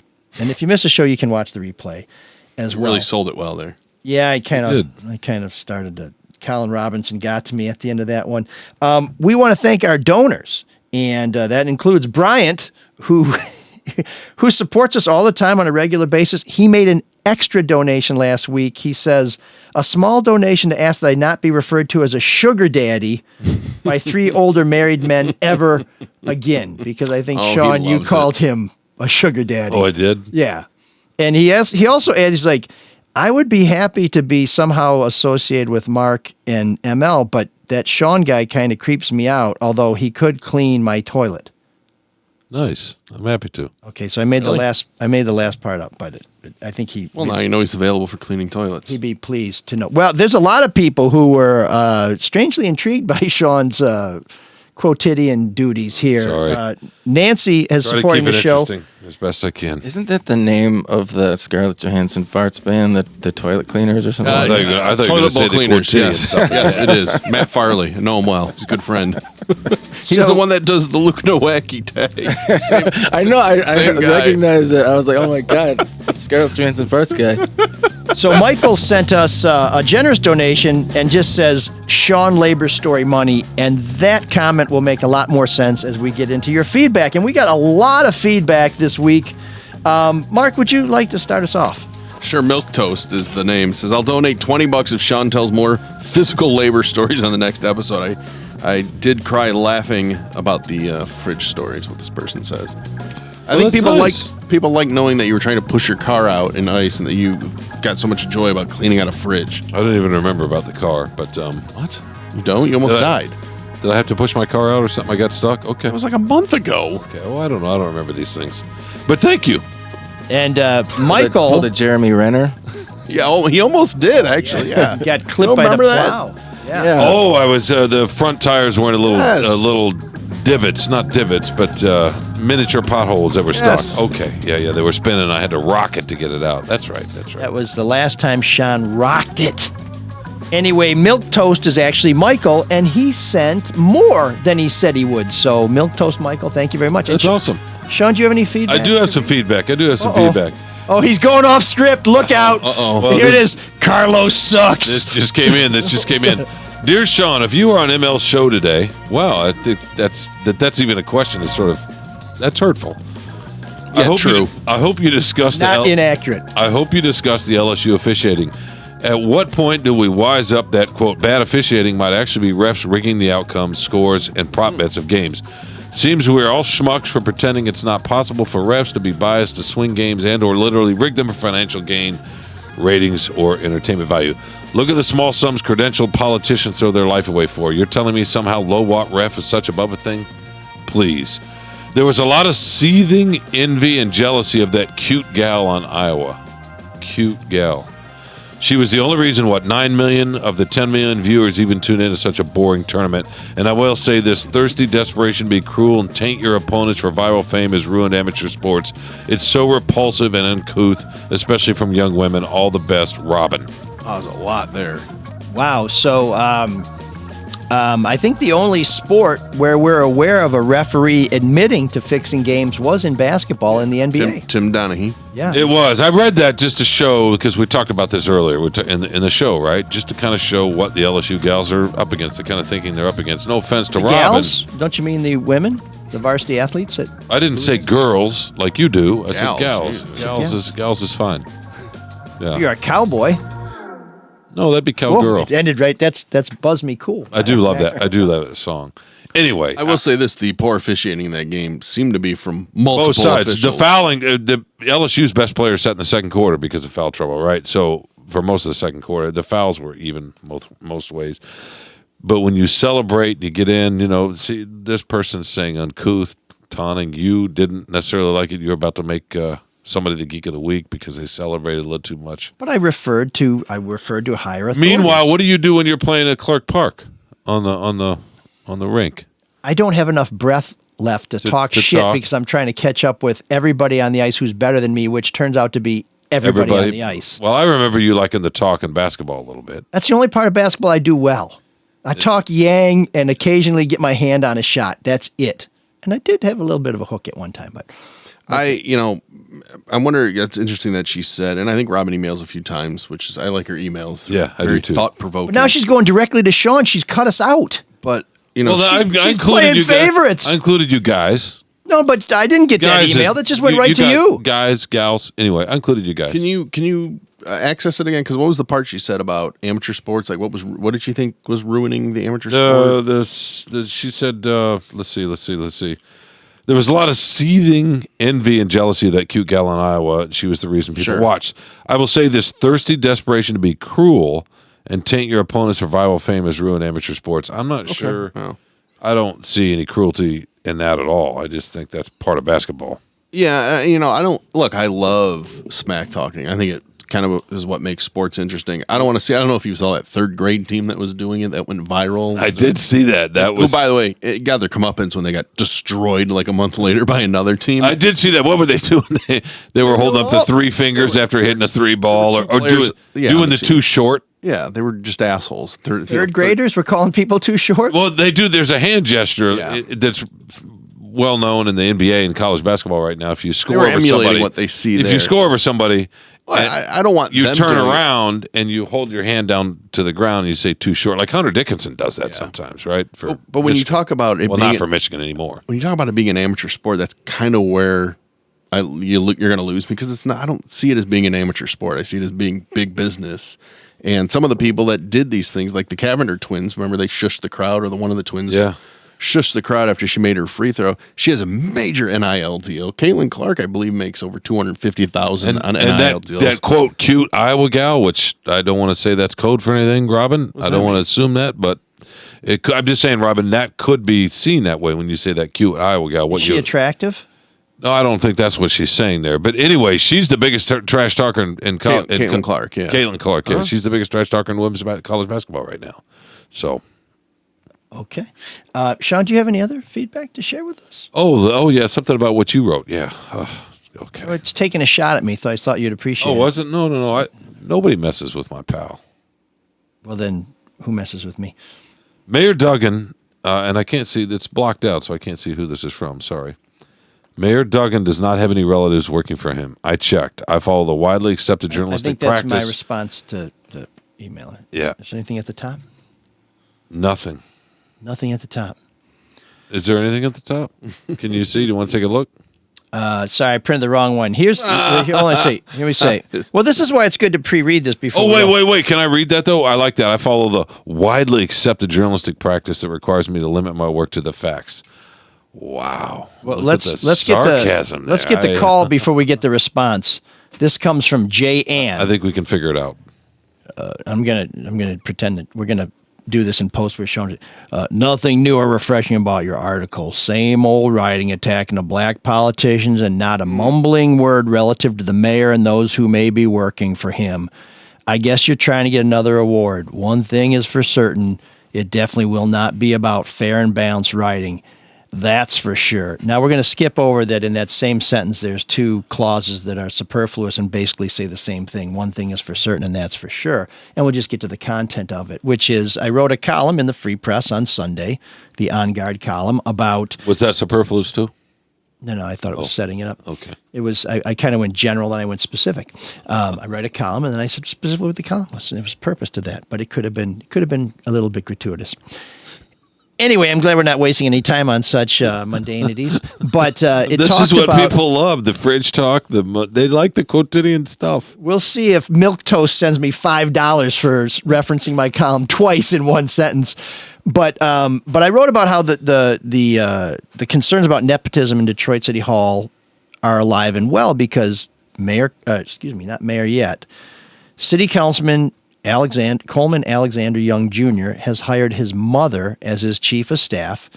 And after I heard about that and did some more digging, I found out that Clerk Janice Winfrey's son works for the clerk's office. And in the course of doing this reporting, a city council member contacted me and said, "Hey, I hear you're writing about me." And I said, "Well, I'm writing about people who put relatives on the payroll." And he said, "Well, my daughter works for me." And it turns out that Councilwoman Angela Whitfield Callaway employs her daughter as her director of communications. All three of these people, as far as we know, are doing a good job, are coming to work every day, and are paid a pretty decent salary for the work. None of them, let me stick to the city council employees. Ann Ivory Calvert, who's Coleman Young's mother, and Jalen Callaway, who's Angela Whitfield Callaway's daughters, were hired without any other candidates being considered for the jobs. Now, what I wrote in my column is basically that the outrage isn't that these public officials are hiring their loved ones for good city jobs. It's that there's nothing against it in the city's charter, which is the city's constitution, which we rewrote about 10 years ago because of concerns that Mayor, here we go, Sean, get the bell ready, Kwame Kilpatrick had put more than 24 friends and family on the city payroll. Now, unlike Ann Ivory Calvert and Jalen Callaway, many of these people had no qualifications, had bogus qualifications, and did not do a very good job at the jobs they were hired to do. And they were given significant raises. In fact, when Jim Schaefer and I looked into this back in 2008, I think it was, their pay had increased around 36% at a time when city salaries were being cut and city workers were being laid off. I can't believe you remember that. That's impressive. I did have to go back and take a look. Darn. I wish you hadn't told me that. I just wanted to He's imagine. honest. It's called reporting. Yeah. Some of us at the Free Press. It's called looking up your own work. You like to read your stuff. I like that. I like to think of it as looking up Jim's work because my own work I think about all the time. In fact, it's all I think about, and I love to talk about it whenever given the opportunity. Thank you. I like the way you're cocking your head to the side. Well, because I know I'm getting into Windsor's. I was like, this is exactly what Sean would say if he was paying complete attention at this very moment. No, I've been paying attention the whole time. That's part of the deal. But so the reason why we talk about Jay-Ann's feedback, not only because she gave us feedback and we like to share what our listeners are thinking about, but because the pivot point here is, okay, Mayor Duggan must have some people and you didn't talk about them. Well, my friend, I did look into Mayor Duggan, and I did not see any relatives on the payroll. I asked the administration if they'd ever hired any relatives on the payroll. They said no. There being no evidence to support that, I did not report that. But what bothers me about this more than anything else is it seems to be something I encounter a lot is it's okay if people do certain things based on how they look. And if people look a different way, they must be doing bad things, but that you're not reporting because of the way they look. And I constantly get feedback like this and always wonder, are there people out there who think if you're black, it's okay for you to do things that are wrong, and if you're white, you're doing things that are wrong, and we're not going to report that? And that's why I responded in the response that Shawn here has there, which is I looked into this, and we only report the factual stuff. And I'm constantly concerned, and I did ask Ann here if her problem was who was doing the hiring or that the hiring itself was happening, that it looks like nepotism is being practiced, and I did not get a response to that. And so I guess I'm left to conclude that to Ann and some people, if you look a certain way, you can do whatever the hell you want, and if you don't, then we should put a rocket up your ass. I just think that's crazy. I think you should be judged on your conduct, whatever you look like, whoever you worship, wherever you're from, whether or not you got an accent. And I just think that we have so many problems in this city because we're so hung up on race. Not hung up on trying to repair racism, but basically saying if you report on people doing things they shouldn't have done, then that's racism. By the way, we all have accents, right? Everybody has an accent. I'm glad you cut right to the heart of the matter. Well, no, but that's the point. Seriously, that's the point. We all have accents. Okay. You said whether you have an accent or not, but we all have accents. As John F. Kennedy said in his accent, we all breathe the same air. Well, when you've been to Dublin, for example, right? When you're in Dublin, you have an accent. So we all have an accent. And I do a little dance. It just depends on where we're standing on the I'm looking planet. for me pot of gold. Right. Do you think nepotism is across the board bad, or do you think that it's just a case-by-case basis? So we talked to some experts for this story, and they're all good government experts and ethics experts. And they said even when you hire a loved one who may be the most qualified, it's still a bad idea because it undermines public confidence because they don't know what those person's qualifications are. They don't know how hard they're working, and they just may assume that you hired them because they're your friend or your loved one. It's not a good look. And therefore, they may not be giving taxpayers all they're entitled to. Think? But in general, Well, I mean, you're not it's just funny. talking about public service, are you? Yeah, just in general. I mean, because you hear it a lot with the Nepo babies, and that's a lot of like actors and actresses. And I can sort of see both sides of it because Chad Hanks. On the one side, those are the most coveted jobs in all the world to be a movie star. I mean, like that's everybody's dream, and they are born sliding into homes. So I think you can see people getting some resentment that you're taking a spot for somebody else. But then the flip side of it is like, well, you own this studio. And these people, like if it's like Lily Rose Depp or whoever, they're going to put asses in the seats. Or like Maya Hawke, it's like Ethan Hawke's and Uma Thurman's daughter looks and sounds like Uma Thurman. She's a great actress. I'm not saying she shouldn't get those opportunities, but I think they should be very candid. Like, I am very lucky, and I like never forget it. You want to do it. I think we just want people to acknowledge that. Like, hey, my position is why I have this advantage. But ML, you just mentioned Chet Hanks. Sorry, I say Chad. I know. But look at the Hanks kids, right? Colin Hanks is a pretty good actor. Did he have an advantage because of who his dad is? Most certainly. But he's still a good actor, right? Chet Hanks isn't. But he's still getting gigs, so it works both ways. And that's within the same family. Michael Douglas. Yeah. There's tons of examples, and it's like a tough cancer. They're better than their parents sometimes, right? Because you don't want to say that they don't make good art. He was, but a lot of times they do, and you're not saying that they're whatever they do doesn't have merit, but it's a tough conversation to have. I think it gets too much attention because everyone's obsessed with celebrity. Celebrity's different, like it's all about popularity and it's all about name recognition. But if you're talking about just regular, everyday jobs, I think that should be a whole different conversation. Look at family businesses. They get passed on to a family member to a family member. Some family members are better at running that business than others, but they still have the advantage of getting the Illich companies. There you go. For example. Yeah. But here's the difference with public sector jobs that are provided with government money, with your tax dollars. You need to have people who are delivering value for that money. If you're a private business and you put your idiot kid in charge, or you make a movie with Chet Hanks and it bombs, you suffer. Your shareholders suffer. There's nobody whose pothole doesn't get filled, whose trash doesn't get picked up, whose flooded basement doesn't get pumped out, whose 911 call doesn't get answered if Chet Hanks stars in the biggest bomb in Hollywood history.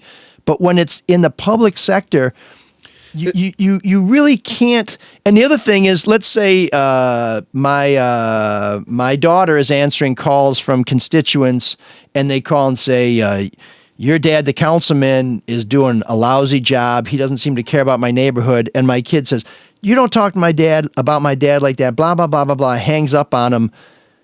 That's not serving the public. And it's hard for people also who work in that office to say, boy, I need to tell the councilman that his daughter is doing a lousy job. Who the hell wants to rat out kin of the boss? It's just not going to happen. But back to your column, right? So Coleman Young hires his mom to be the chief of staff. Yes, back to me. What is her background? Does she have a background in working with him and running his office? I mean, I think you said, he said that. We know she worked under a mayor at one point. Sure.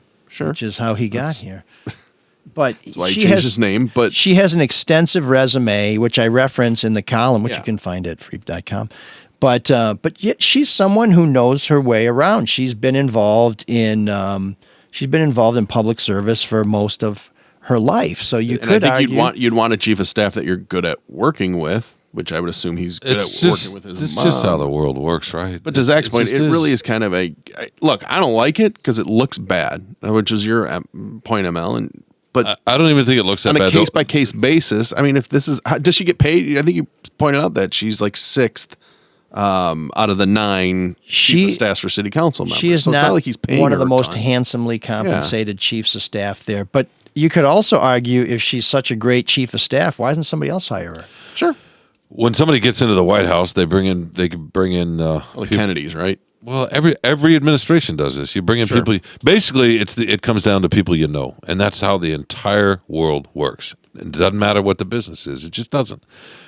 We all three have kids in here. They are going to at some point benefit in some way from something we did or we know or somebody we know or whatever. That's just how it works, right? Yeah. It's just no matter what business it is. We work in the private sector, and that's a crucial distinction. No, I get it, but I'm just saying the government works that way too, right? How many politicians get into office and they want their high school buddy in there with them or whatever, or they call somebody that they call a family member and say, hey, how about somebody over here? It's all about who you know.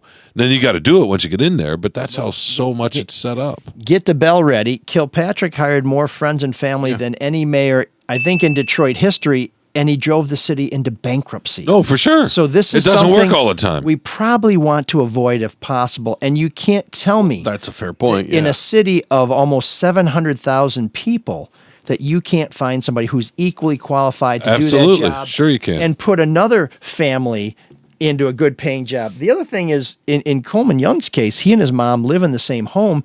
So this could be another way for the city to basically pay Coleman Young's bills by paying another relative who shares those bills. Now, Coleman Young told me he pays all the bills. And I have to say this because it's really important.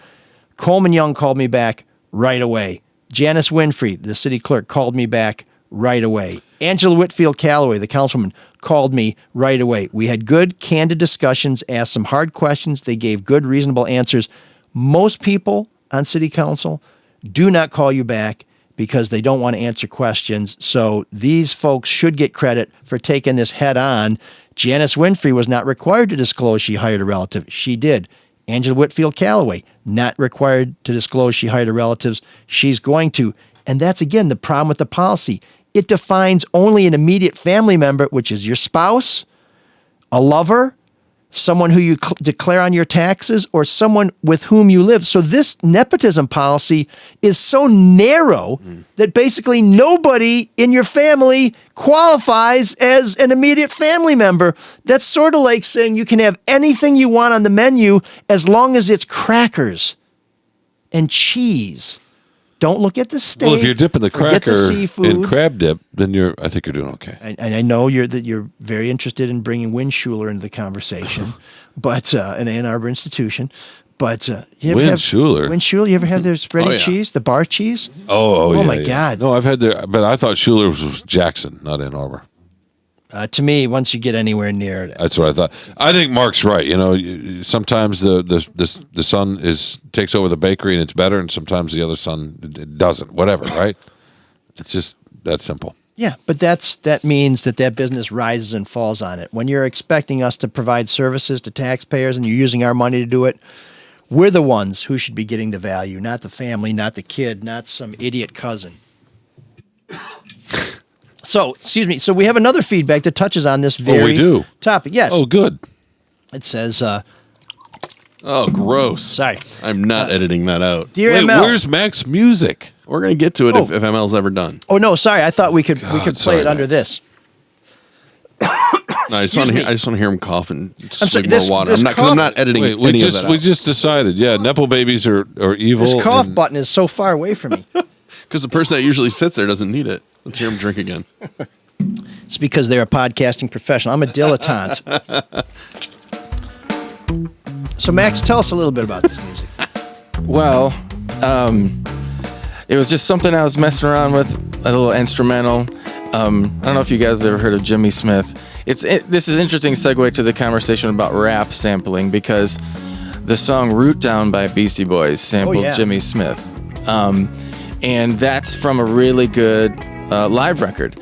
And he's sort of like the godfather of the Hammond B3 organ, like the greatest Hammond B3 player ever. And so I was just like, I want to make something kind of in that wheelhouse, just messing around at home. And then Elric asked me, hey, do you got anything? So I sent him like 3 or 4 things, and this is the one you guys chose that you liked. Yeah, easily. So this is a Jimmy Smith-esque kind of like blues jazz kind of a jam. Actually, I thought I asked you to write something specifically for the show, and you just sent in some crap you had laying around? That's hurtful. Wow. That's such a special occasion after all. No, what Max has laying around in his musical studio, the Rolling Stones have opened with Start Me Up for every show for like 50 fucking years. Doesn't mean it's a bad tune. Exactly. No. What Max has laying around, You know who the Rolling Stones are? They gather no moss. Because they're not new wave, so I didn't know if you knew. I think they probably had a new wave. They probably had a new wave phase, just like. I'm not making a judgment on the Just Stones. like Kiss had sort of a disco phase, because everybody tries to catch whatever's hot. Everybody had a disco. The Stones had a disco. Well, yeah, they did. Start Me Up, sort of. I mean, that was at, 80, 81? Kind of. I don't know. I guess I don't know who the Stones are. Anyway, Max's scraps are better than most people's masterpieces, so we're glad to have. This is great, by the way. I got to save you. Thank you. As our new music bed, and the other new music beds were great too. But Can we keep the other one too, though, and do both of them? Yeah, we're gonna use both of them. Different times of the show. Yeah.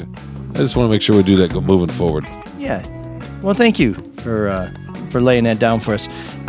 We could skip room 7609. Donna asks, I wanted to share a discussion idea for this week's podcast, dovetailing on your very well done Sunday nepotism piece. Do you think the same old Detroit nepotism, the corporate welfare, and all of the other rackets fuel the region's brain drain? For as much hype as the comeback gets, Detroit at its core hasn't reformed in any meaningful way.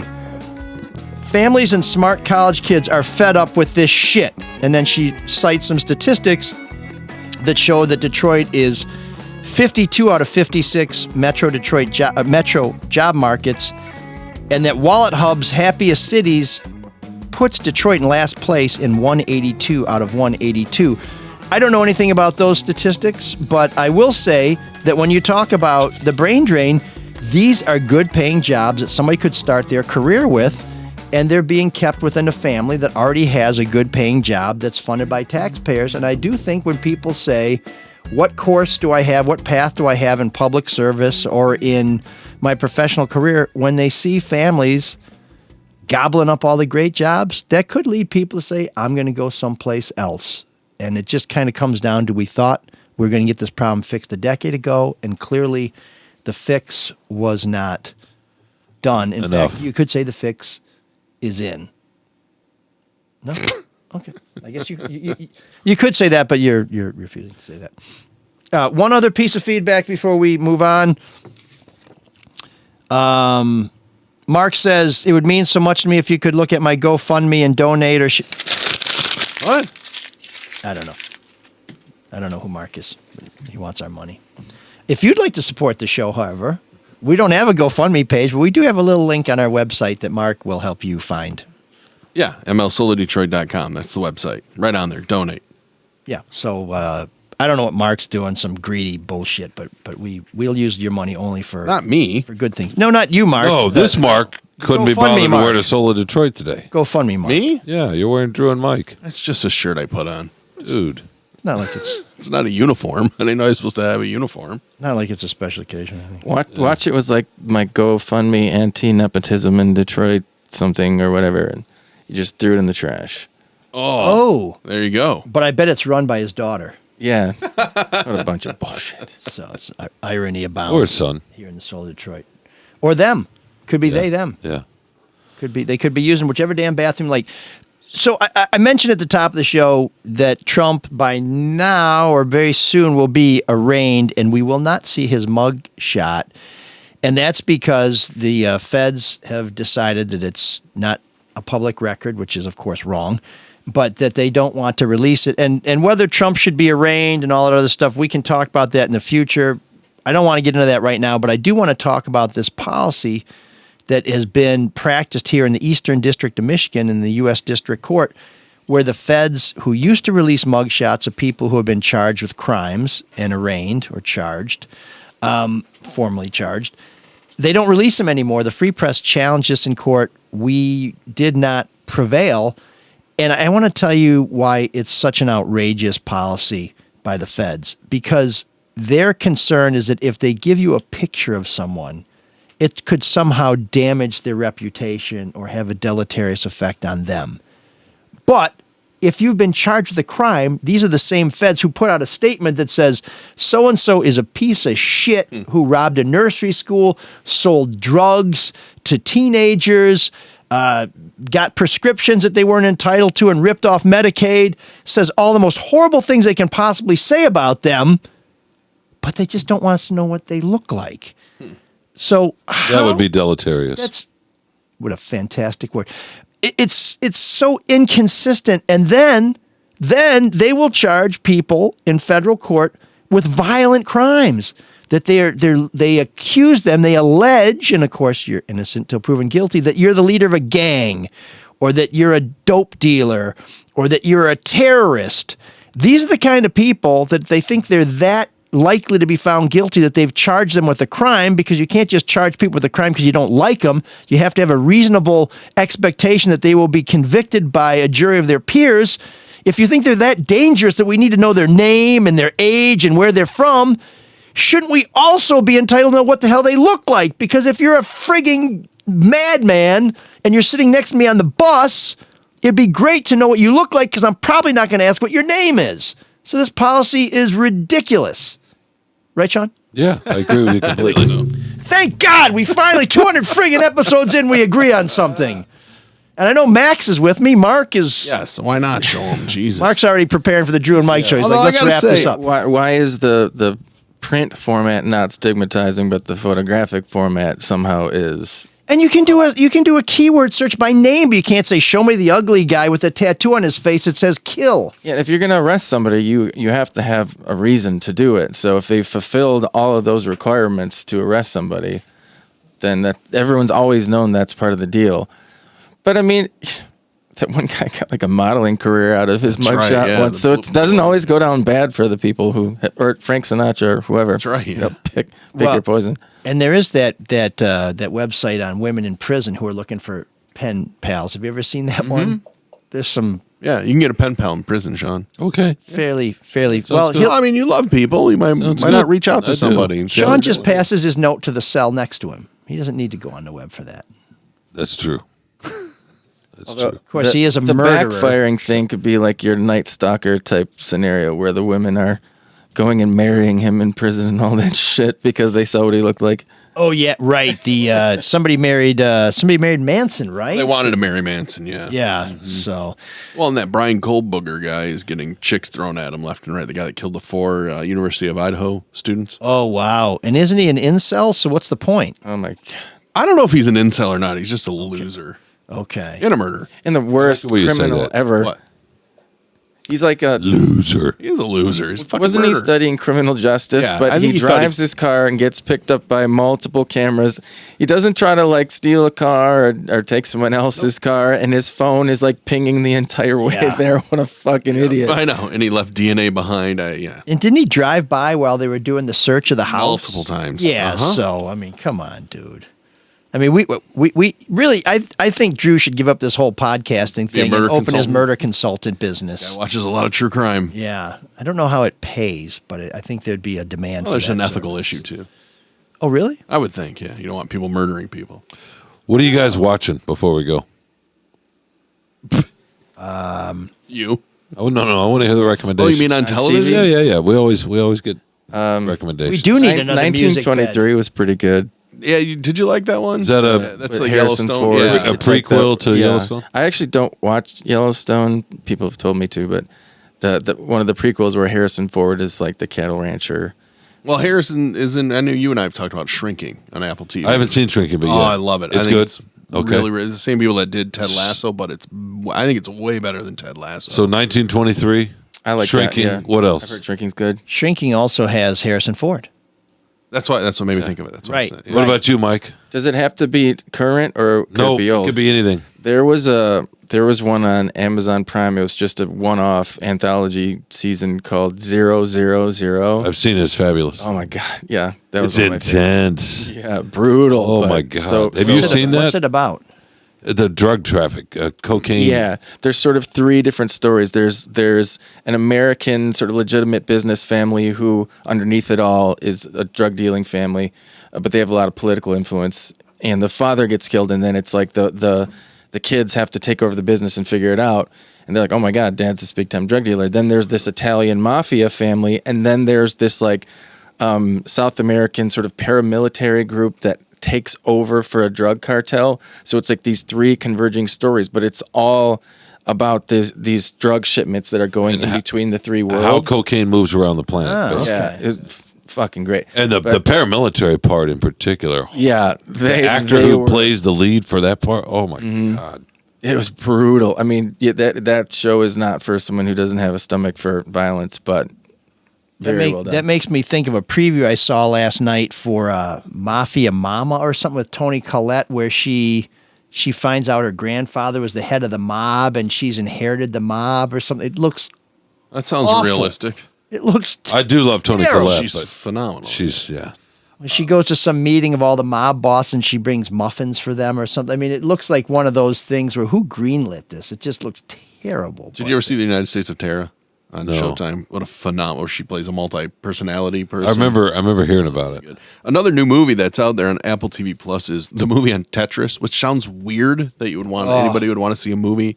What? Well, that made me think of the movie that Ben Affleck and Matt Damon are doing about Air. About Oh, the that looks sneak- great. It does Oh, look it looks good. awful. Great, oh yeah. my It god! looks Okay, really you're good. outvoted 3 I to 1. don't Why want to does it spend look 2 bad? hours reading it, doing something on. No, it looks shoes. great. He's actually got a pretty good track record too when he makes movies. Yeah, why do you think it looks bad?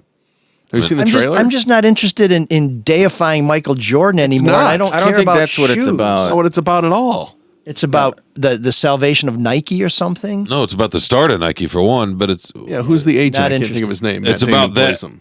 What's that? The agent, Matt Damon plays him. The Oh, big did shooter. Falk? Sonny Vaccaro.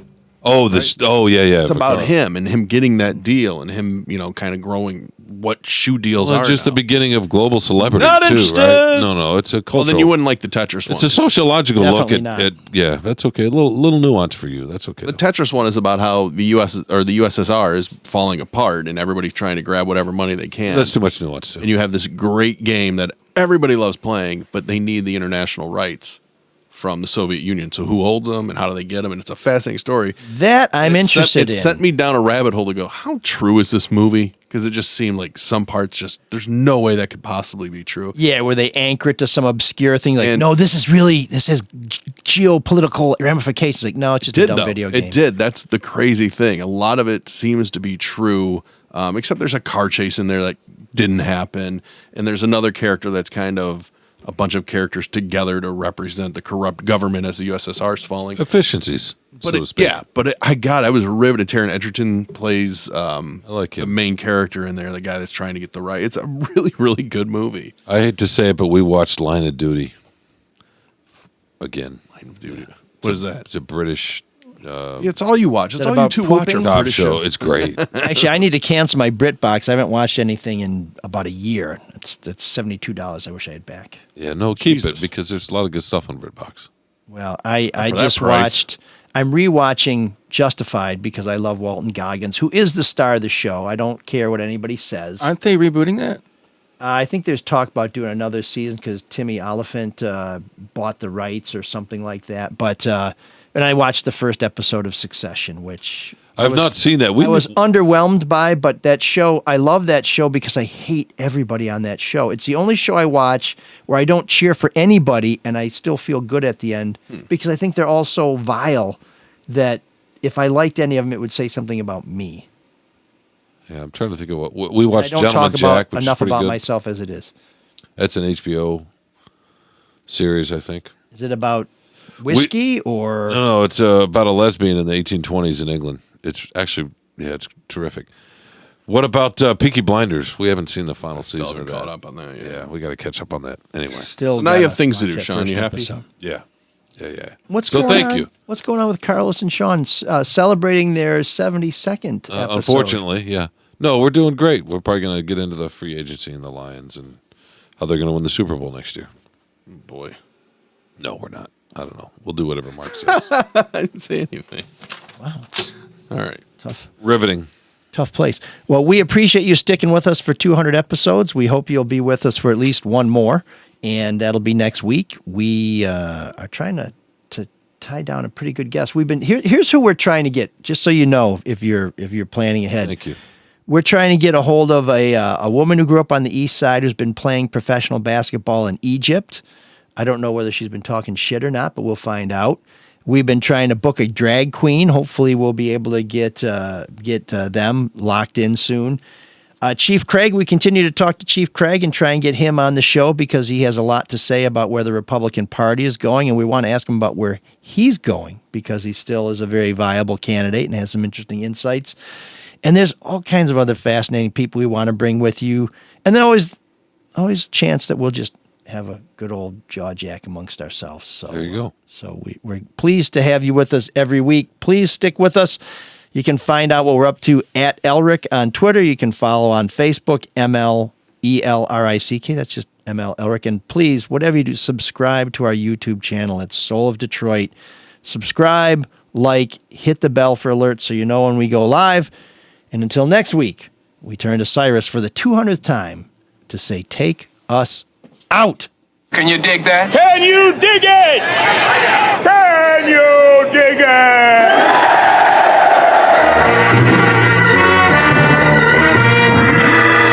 Be sure and be with us again next week when ML Elric says it was a hunt through a jungle of city streets with danger waiting at every intersection until halfway through when the hunters became the hunted and death brought an end to the game.